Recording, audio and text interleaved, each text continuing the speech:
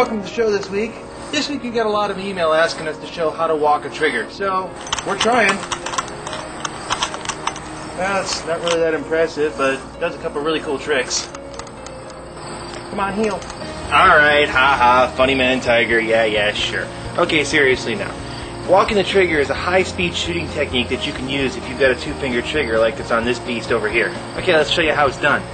Now, one thing I'm going to admit to you guys, I'm not the best teacher for this. I'm not a speed shooter. Now, that being said, I can show you a couple of the techniques and you can pretty much pick it up from there. Okay, now when you're doing any kind of a firing drill like this, it's important that you actually put paint inside of your gun. The reason is pretty basic, because anybody can dry fire their gun 30 times a second. It's what you can do when you've actually got paint inside that makes all the difference. Alright, let's go mix it up. Now, that's my ride. I gotta get going. Alright, so the first technique is actually what's considered walking the trigger. And that is when you shoot, to use both fingers, your index finger and your middle finger, and alternate between them, going top, bottom, top, bottom, top, bottom, top, bottom, in order to shoot the gun at a high rate of speed. Run out of paint pretty fast doing that, you know?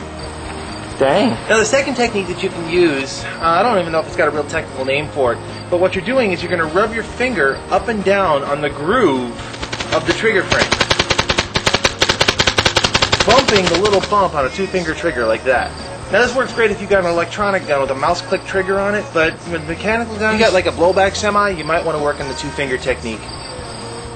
Got a spider attached to my hand here. Now kind of an old school technique of high rate of firepower is called fanning the trigger. And that's when you bring the gun up to your shoulder and you just rock your wrist back and forth and you just lay waste on the trigger. This is better for mechanical guns because, well, you kind of get some sort of a high rate of firepower that way. But it's not really practical. It's because you've got the barrel traveling all over the place and you're not going to get any accuracy out of it. But it's impressive, though.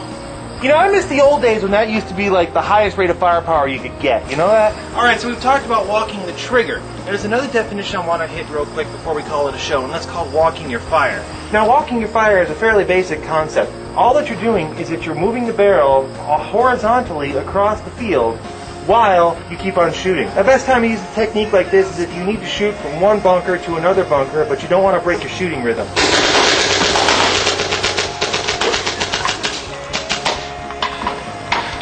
And the nice thing about walking your firepower is that you can move back and forth, left and right, so that you can pretty much sweep an area. Own the zone. Own the zone. Well, there you have it. Hope we help you out this week. But if you're still having trouble walking your trigger, here, I'll show you one other technique.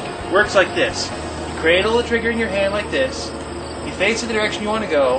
Put one foot in front of the other, and repeat as necessary.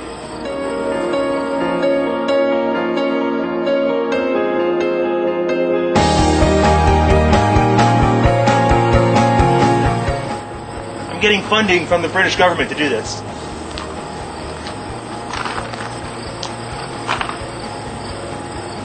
I'd moonwalk if I had any talent.